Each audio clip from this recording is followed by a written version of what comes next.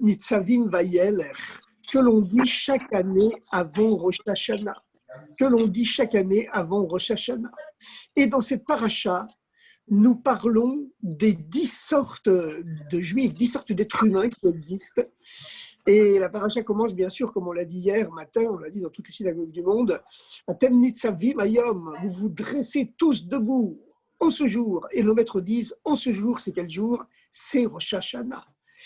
Et ensuite, la paracha continue en disant, Roshechem, Shiftechem, vos chefs, vos têtes de tribu, et elle énonce 10 sortes de juifs, 10 sortes d'êtres humains, depuis les têtes du peuple, les chefs de tribu, chefs spirituels, s'entend bien sûr, Ad,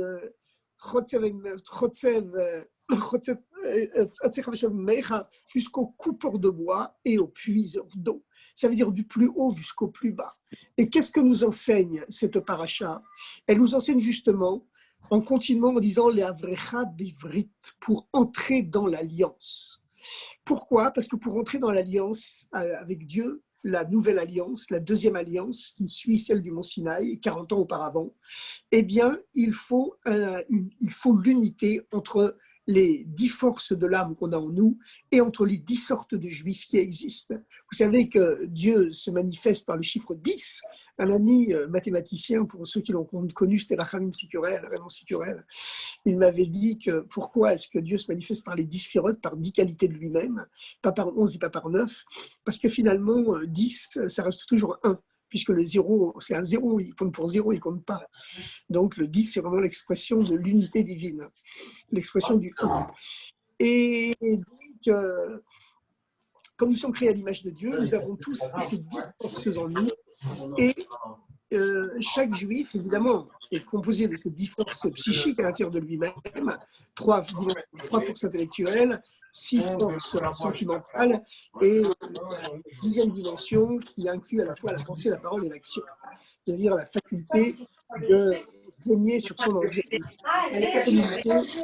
avec son environnement. Si on pouvait arrêter de parler en même temps que moi, parce que ça fait un bruit de fond un peu désagréable. Merci beaucoup.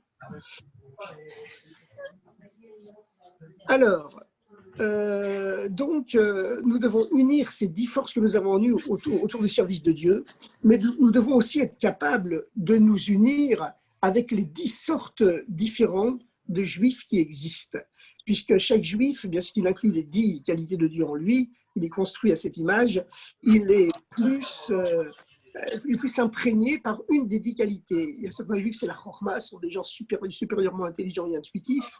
Il y en a d'autres, c'est la bina, ce sont des gens qui sont supérieurement analytiques.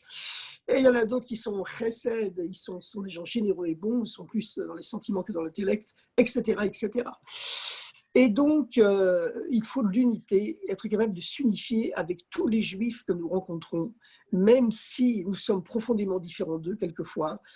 Moi, par exemple, je viens de la gvoura, de la sévérité divine, donc je suis quelqu'un de rigoureux. J'ai du mal à supporter quelqu'un qui est trop généreux et qui se manifeste de façon trop expressive. Mais justement, et l'inverse bien sûr, mais justement, c'est ça la force, c'est que pour entrer dans l'alliance, eh bien, il faut pour entrer dans l'alliance, il faut l'unité. Et c'est la raison pour laquelle, dans la paracha Nitzavim Vayeler, que l'on dit juste avant Rosh Hashanah, et qui consiste à entrer dans l'alliance, on mentionne 6 sortes d'êtres humains, 6 sortes de juifs différents, 6 sortes d'êtres humains, du plus haut au plus bas, pour nous faire comprendre que nous sommes tous interconnectés, nous sommes tous interdépendants les uns des autres, et il n'y en a pas un qui peut se prendre plus intelligent ou plus grand que l'autre. Parce qu'il aura toujours besoin d'un plus petit que soi, comme le dit le proverbe. On connaît l'histoire de ce grand rave, Reb Hillel Paritcher, qui avait des questions très très profondes sur le traité talmudique des évaluations, le traité Arachin, et il voulait les poser à Rabbi Shlomo Zalman, qui était le premier rabbi de Lubavitch. Et chaque fois qu'il arrivait pour poser ses questions au rabbi, le rabbi avait déjà quitté l'endroit, il avait quitté la ville. Alors un jour, après avoir plusieurs échecs, il s'est dit c'est pas possible, il y a un complot spirituel en haut qui s'est fait contre moi, qui m'empêche de rencontrer le rabbi. Il a décidé de prendre les devants, la meilleure défense, c'est l'attaque. Et bien entendu, il a pris les devants, il a appris dans quelle chambre d'hôtel le rabbi allait résider quand il irait dans la prochaine ville, et il a il s'est caché sous le lit de la chambre d'hôtel du rabbi. Et quand le rabbi est rentré, vous savez que le rabbi Shlomo Zalman, quand il s'exprimait dans la vie de tous les jours, il s'exprimait toujours sur le ton de l'étude de la Torah, le ton chantant qu'on a dans les yeshivot quand on étudie la Torah. Et il est rentré dans la salle, dans la chambre d'hôtel, et le chassid, il n'était pas encore un chassid, mais en tout cas c'était un très grand rab, il était caché sous le lit, et il s'apprêtait à sortir pour poser sa question sur le traité des évaluations. Et il a entendu le rabbi qui parcourait la pièce en chantant sur l'air habituel de l'étude de la Torah. Quand un jeune homme a des questions sur le traité des évaluations, il ferait mieux de commencer par s'évaluer lui-même. Et ça l'a tellement ému qu'il s'est évanoui. Quand il s'est réveillé, eh bien, le rabbi était déjà parti. Et il n'a plus jamais le rencontré. Par contre, il est devenu un chassid de son successeur, le Admor Haïm. On a chacun notre maître qui est là pour nous influencer, pour nous éclairer. C'est comme ça. Alors, chers amis, aujourd'hui, je m'excuse pour ce retard. Je n'ai pas pu rester très longtemps, mais nous allons quand même parler de la Parashat Haazinu. Parashat Haazinu, c'est le fameux cantique du témoignage où Moshe Rabbeinu prend à témoin le ciel et la terre du contrat d'alliance entre Dieu et le peuple juif. Parce que vous savez qu'il existe deux niveaux d'unité. Il existe le niveau de Echad et il existe le niveau de Yachid. Echad, c'est un, mais c'est une unité qui inclut différents pôles opposés, toute une pluralité, toute une multiplicité. Le Aleph de Echad symbolise évidemment l'unité de Dieu, mais ensuite il y a la lettre Chet qui symbolise l'union des sept cieux et de la terre, le spirituel et le matériel. Et ensuite, telles que ces dimensions spirituelles et matérielles s'incarnent dans le Dalet, les quatre points cardinaux, les quatre dimensions de l'espace. Donc, c'est une unité à partir d'une pluralité, tandis que Yachid, c'est le niveau de l'unique. C'est le niveau de l'unique, le niveau où Dieu est tout et tout est où Dieu est tout et tout est où tout est lui. Dieu est tout et tout est Dieu. Et donc ça c'est un niveau bien sûr beaucoup plus haut. Mais le but justement, c'est que l'unité de Yachid, l'unicité, soit révélée dans l'unité, dans la pluralité. Mais pour cela, eh bien justement, il faut être capable d'unifier les 10 forces qu'on a en nous, et il faut surtout être capable de s'unifier avec tous les autres êtres humains, et cela, c'est pour rentrer dans l'alliance. Alors pourquoi est-ce qu'on répète encore une fois l'alliance, alors qu'elle avait déjà été mentionnée au Mont Sinaï? Eh bien, c'est que le Mont Sinaï, c'était 40 ans auparavant, et les Juifs venaient de sortir d'Égypte, ils étaient comme un nouveau-né qui était complètement pur, ils avaient le niveau de tzaddik qui n'a jamais péché. Entre-temps, il y a eu le péché du veau d'or, il y a eu la rébellion pour ne pas rentrer en Eretz Israël, et cette folie qui a poussé les Juifs à retourner dans le désert, à vouloir retourner dans le désert, il a fallu que Dieu intervienne, et en les condamnant à errer et à tous mourir dans le désert. Donc c'est une nouvelle génération qui a besoin d'une nouvelle alliance, parce qu'on va rentrer maintenant dans le monde matériel, on va quitter le désert, cette spiritualité absolue, pour rentrer dans la relativité du monde matériel, afin de purifier le monde matériel et de l'élever. Et c'est ça le véritable but. C'est la raison pour laquelle il a fallu cette nouvelle alliance. Eh bien, c'est cela, Rosh Hashanah, c'est qu'il faut, Rosh Hashanah, on se prépare à rentrer dans le monde matériel pour élever le monde matériel. C'est la mission du peuple juif, c'est la mission de chacun de nous. Et cette alliance ne peut devenir effective, encore une fois, que si on est capable de s'unifier avec tous les êtres humains qui sont autour de nous, même s'ils sont complètement différents de nous. Et donc, voilà, c'est ce qui prépare la venue du Mashiach. Alors, vous savez que, comme on prépare Rosh Hashanah, on va dire une histoire du Baal Shem Tov. Le Baal Shem Tov avait un gendre qu'on surnommait le Deutsch. Ses parents habitaient en Allemagne. Il était le mari de Odelle, la fille unique du Baal Shem Tov, qui avait aussi un fils. Et un jour, il a demandé la permission au Baal Shem Tov, après plusieurs années d'études chez le Baal Shem Tov, d'aller visiter sa famille. C'était 3 mois avant Rosh Hashanah. Il a dit, dans 2 mois, je reviens. Le Baal Shem Tov lui a dit, prends quand même un chauffard. Il s'est étonné, mais il n'a pas répondu. Or, sur le chemin du retour, il y a eu une tempête, son bateau a manqué faire naufrage, et finalement, il a trouvé refuge sur une île, et il a été obligé de passer là-bas Rosh Hashanah.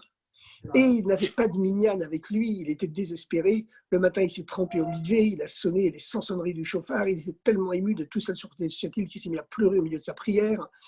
Et toute la foule s'est attroupée autour de lui. Et le roi de cette île qui passait par là s'est demandé ce qui se passe. On lui a dit, c'est un fou qui se trempe dans l'eau plein de fois. À l'époque, ce n'était pas encore la mode des bains de mer, et qui sonne du corne de bélier, et qui peut dire des mots en chantant des mots complètement incompréhensibles, et qui se met à pleurer au milieu, tout en sonnant de la trompette. Le roi l'a observé, il a dit, à mon avis, c'est pas un fou. Il a commencé à discuter avec lui, l'a amené dans son palais. Il y avait peu de distractions et d'activités sur cette île. Il y avait souvent un bateau qui passait tous les mois, tous les 15 jours.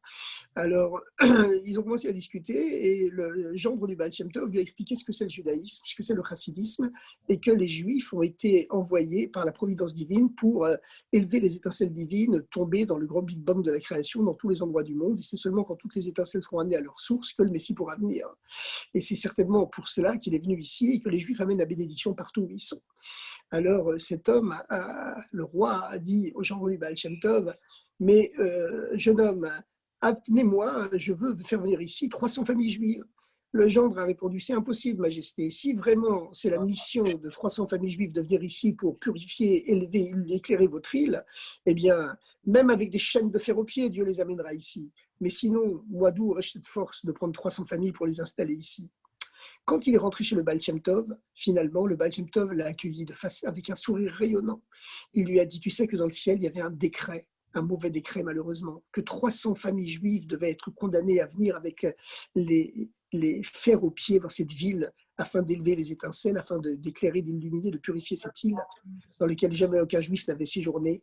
Mais par ta kavana, par ta prière, ta spiritualité, par ta ferveur, quand tu as sonné du chauffard et que tu as prié avec tellement de kavana, eh bien, tu as élevé toutes les étincelles divines en exil dans cette île et tu as évité donc à 300 familles juives d'être condamnées à l'exil pour purifier cette île. Alors vous savez, comme le dit le Rabbi aujourd'hui, le fait que beaucoup de juifs sont déjà rentrés en Eretz Israël, c'est un signe qu'on a fini notre mission dans le monde et que véritablement, même l'habit du Messie, il est prêt. Le Rabbi précédent disait qu'il fallait encore astiquer les boutons, c'est tout ce qu'il y avait à faire, mais aujourd'hui le Rabbi dit que les boutons de l'habit du Messie brillent d'eux-mêmes et donc il n'y a plus besoin de les astiquer, même ils sont brillants, et donc il ne manque plus que le Messie enfile ses vêtements pour se dévoiler à tout le peuple juif et surtout à l'humanité entière, puisque le Messie, bien sûr, il vient pour le monde entier. Alors souhaitons que cette année soit une année de lumière, une année de joie, une année de bonté, une année de grandeur, une année de guérison et de bonne santé, et qu'il n'y aura même plus besoin de guérison parce qu'on sera tous en bonne santé, mais ceux qui ont besoin de guérison, qu'ils soient guéris tout de suite. Et puis voilà, que le Mashiach se dévoile dans la bonté, dans la tendresse, dans la passion, dans la lumière, dans la joie, dans la grandeur, dans la richesse, dans l'amour et dans la messianité. Bon Rosh Hashanah et merveilleuse année, que cette année soit vraiment messianique à toutes et à tous.